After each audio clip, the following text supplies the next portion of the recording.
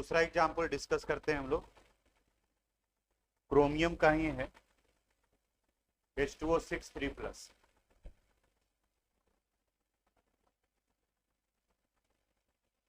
Cr H2O6 3+। फिर से आप बताओ पहला काम क्या करते हैं हम लोग, ऑक्सीडेशन नंबर निकालें। क्रोमियम का ऑक्सीडेशन नंबर निकालेंगे, X plus 0 × 6 is equal to plus, X is equal to value कितना आ गया +3। अब इसके बाद में क्रोमियम का एटॉमिक नंबर 24, कॉन्फ़िगरेशन क्या आ जाएगा, आर्गन 4s1 3d5, अरेंज करके कॉन्फ़िगरेशन लिखेंगे, आर्गन 3d5 4s1, Cr3+, इसका मतलब ये 3 इलेक्ट्रॉन लूज करेगा, argon 3d3। Atomic orbital diagram बनाएंगे, आर्गन डी में 3 इलेक्ट्रॉन 1 2 3 4 एंड 1 5, 3d3 1 2 3। अब यहाँ 4s इस जगह पर 4p और फिर यहाँ आ जाएगा 4p, 1 2 3 4 and 1 5, 4d, 4s 4p and 4d। अब लेना है ये Cr H2O6 3+, बताओ इनर या आउटर, आउटर, ये आउटर ऑर्बिटल। फिर जो पूछेंगे उसके अनुसार से सोचोगे, ऐसे ही इलेक्ट्रॉन वाले नहीं फिल करेंगे। बताइए इसमें कोऑर्डिनेशन नंबर कितना है 6, आउटर ऑर्बिटल कॉम्प्लेक्स और कोऑर्डिनेशन नंबर 6 हो तो हाइब्रिडाइजेशन कौन सा होगा, sp3d2। देखो तो यहाँ पर sp3d2 खाली है, इसका sp3d2, तो अंदर वाला खाली है तो खाली रह जाएगा। पहले ही बताए हैं कि पिछले क्लास से आज वाले क्लास में हर एक एग्जाम्पल में कुछ कुछ नया आएगा।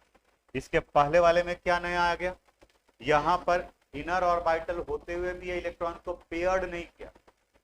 पेयर्ड तब करता है जब उसका रिक्वायरमेंट फुलफिल नहीं होता, तब वो पेयर करके भी अपना पूरा कर देगा, लेकिन जब ऑलरेडी उसको मिल रहा है तो पेयर नहीं करेगा।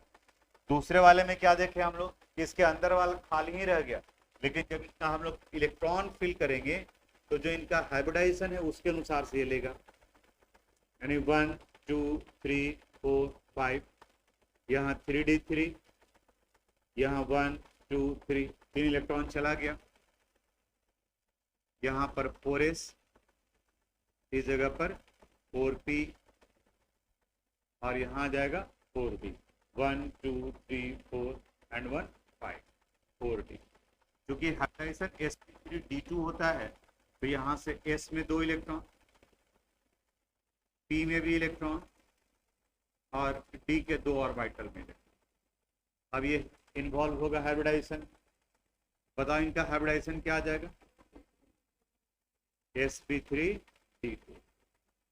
अब जब हाइब्रिडाइजेशन sp3d2 पता चल गया, sp3d2, बताओ ज्योमेट्री,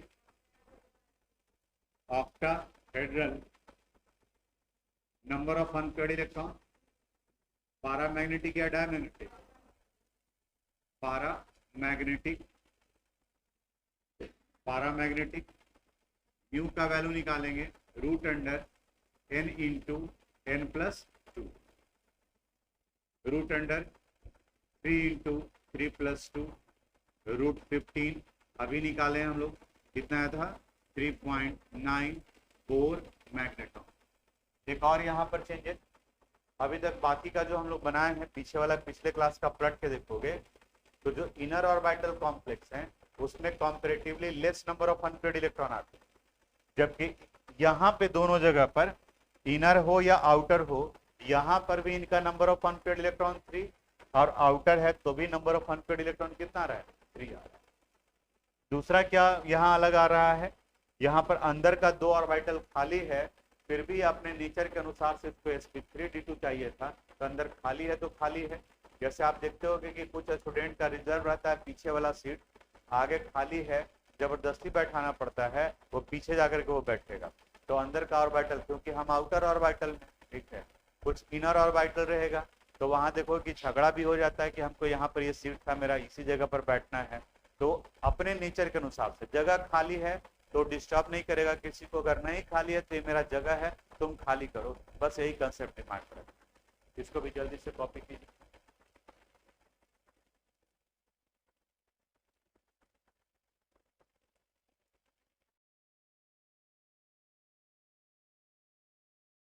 बुक वगैरह में देखेंगे तो आयन का छोड़ दिया है, यहीं से स्टार्ट किया, ये वाला पार्ट फैट बुक वगैरह में देखेंगे, लेकिन यहाँ पर आयन पहुंचे कैसे, इस वजह से जो हमको बताना पड़ा कि पहले आप ऑक्सीडेशन नंबर निकालोगे, कन्फिग्रेशन लिखोगे, तब तो जो आयन का लिख पाओगे, फिर आपका प्रैक्टिस हो जाएगा, डायरेक्ट आप लिख सकते हैं, तो यहाँ से भी आगे बढ़ सकते हैं।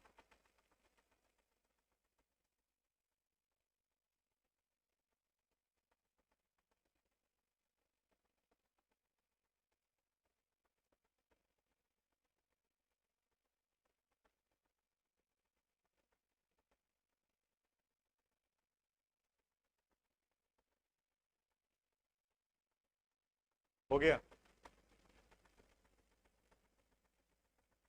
बढ़े आगे।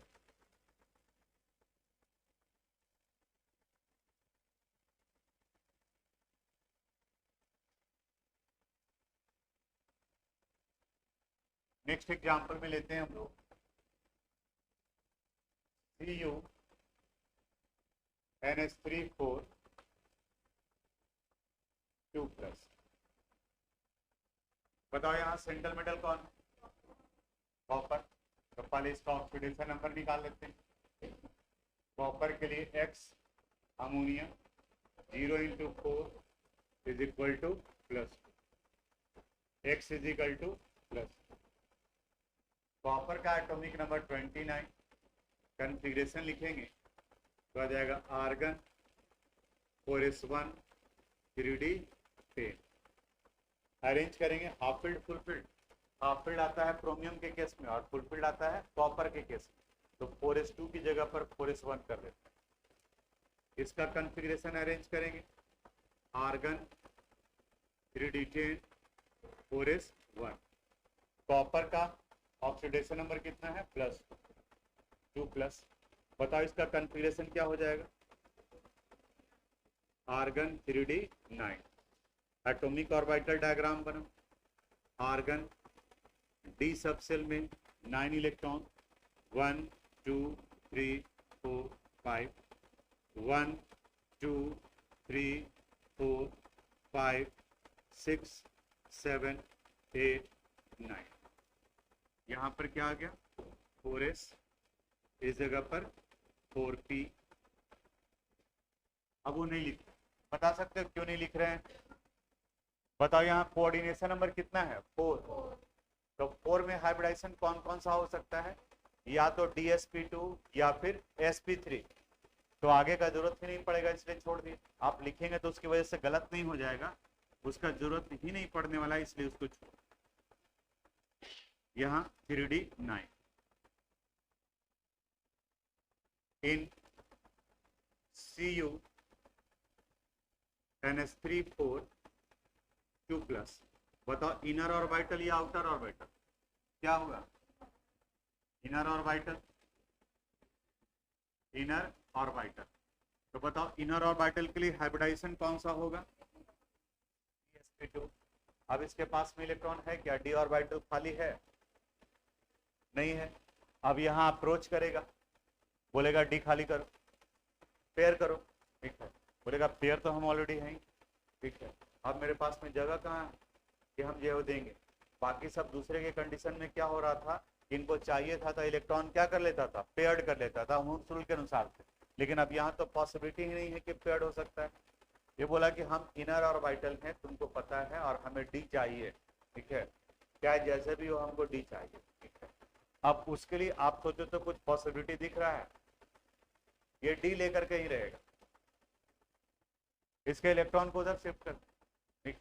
यानी कि यहाँ पर ये बोलता है कि देख हम डी लेंगे ही लेंगे क्योंकि हम इनर ऑर्बिटल हैं, तो तुम अपना एक जो इलेक्ट्रॉन है उसकी वजह से मेरे लिगेंड का 2 इलेक्ट्रॉन को तुम डिस्टर्ब नहीं कर सकते। यहाँ 3D है, इसने क्या किया, यहाँ 1 2 3 4 5 6 7 8, इस जगह पर है वैकेंट 4s और यहाँ पर 4p। लिगेंड का इलेक्ट्रॉन आएगा 1, कोऑर्डिनेशन नंबर कितना है, 4 2 3, इसका 4 पूरा हो गया, ये 4s है और ये 4p, ये हाइब्रिडाइजेशन में इन्वॉल्व होगा। बोलो कौन सा हाइब्रिडाइजेशन आ गया, DsP2।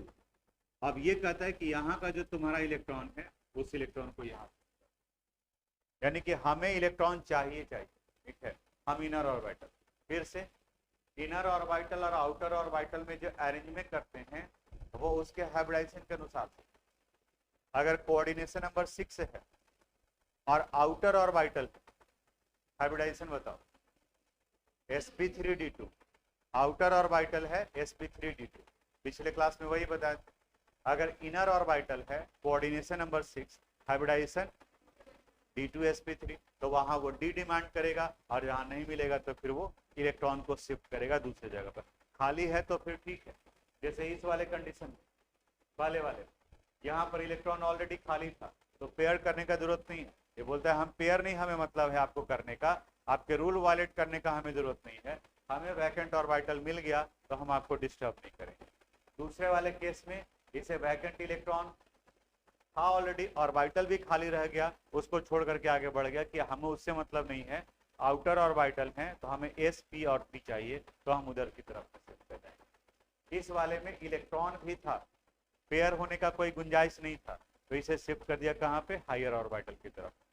देखिए अब आगे वाले में क्या चेंजेस आते हैं, यहाँ पर हाइब्रिडाइजेशन कौन सा आ गया, ज्योमेट्री कैसा आएगा, स्क्वायर प्लेनर। बताओ नंबर ऑफ अनपेयर्ड इलेक्ट्रॉन 1, एक यहाँ पे जो लास्ट में लगा हुआ है वो अनपेयर्ड इलेक्ट्रॉन, पैरामैग्नेटिक या डायमैग्नेटिक, पैरामैग्नेटिक, म्यू का वैल्यू निकालेंगे root under n into n plus 2, root under 1 into 1 plus 2, value कितना हो जाएगा 3, रूट 3 का वैल्यू 1.732 आता है तो 1.74 मैग्नेट। नोट कीजिए इसको, आई कार्ड दीजिए अटेंडेंस के लिए।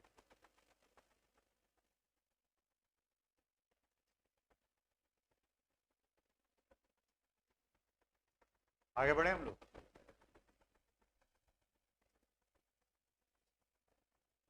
नेक्स्ट देखो FeCO5, इसका देखना है हम लोग, वही सारा काम। बताओ इसमें सेंटर मेटल कौन है, आयरन, आयरन का एटॉमिक नंबर 26, कॉन्फ़िगरेशन बोलो, आर्गन 4s2 3d6, ओ सॉरी ऑक्सीडेशन नंबर 0 आएगा, लेकिन निकाल लेते हैं पहले।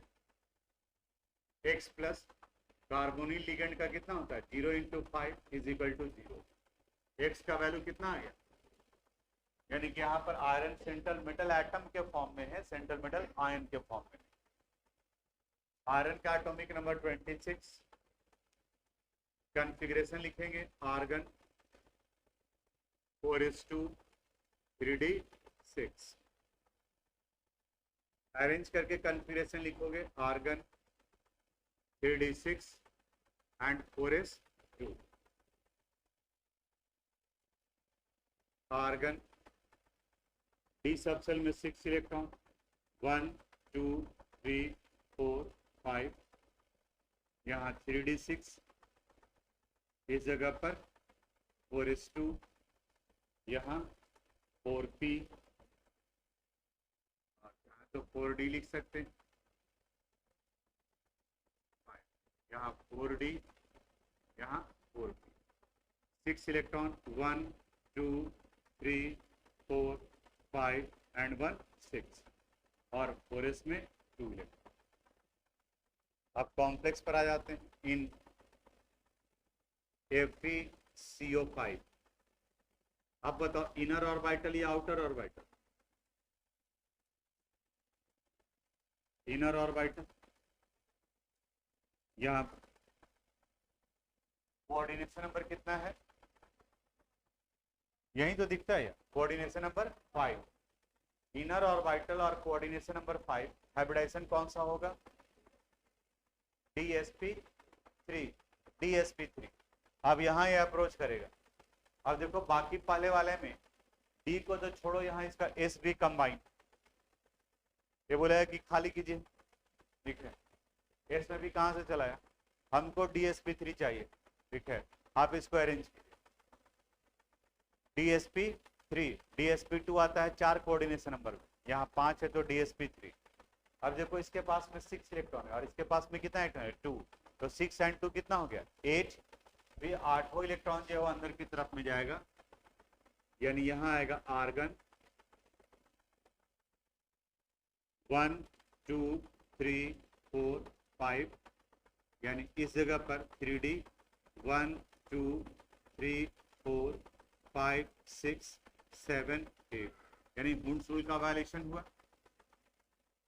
इस जगह पर 4s और यहाँ पर 4p।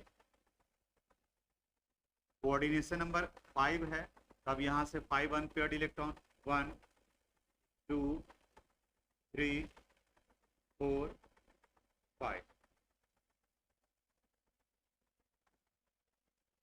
यह फिल हो जाएगा। क्या आ जाएगा यहाँ पे? DsP3। अब देखें यहाँ पर कंसेप्ट कुछ बन रहा है। इतने बताने के पीछे का रीजन ये था कि सिर्फ आपको ध्यान देना है कि इनर है या आउटर है। इनर है तो वो अंदर का डी ऑर्बिटल लेगा, उसके लिए जितना मैक्सिमम पॉसिबिलिटी है वो कर सकता है। क्या क्या कर सकता है? डी के इलेक्ट्रॉन को पेयर्ड कर देगा।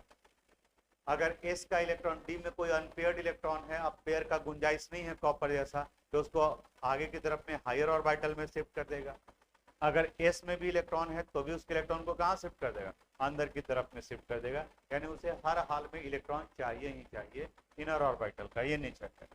अब जब ये हाइब्रिडाइजेशन पता चल गया तो बाकी का इंफॉर्मेशन तो लिख सकते हैं। DsP3 ज्योमेट्री बताओ। Trigonal bipyramidal, bipyramidal, trigonal bipyramidal. Number of unpaired electron देखो, गौर से देखो, 0। तो पैरामैग्नेटिक या डायमैग्नेटिक? Diamagnetic, diamagnetic. और यहाँ मैग्नेटिक मोमेंट का वैल्यू कितना हो जाएगा? नोट कीजिए,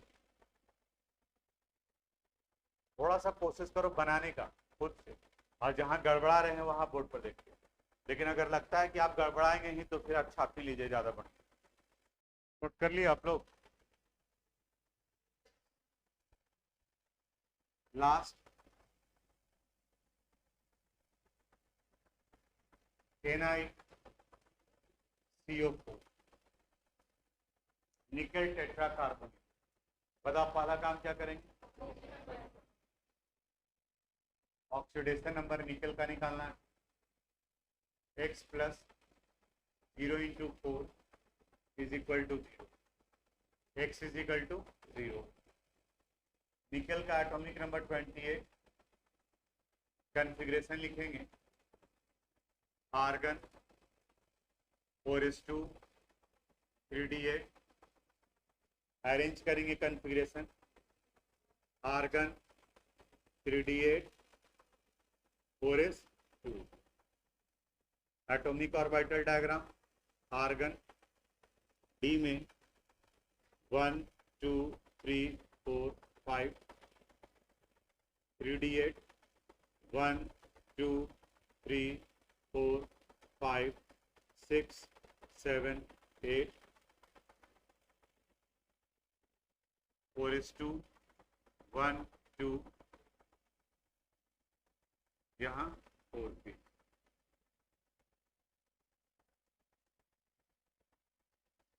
अब NiCO4 में आते हैं।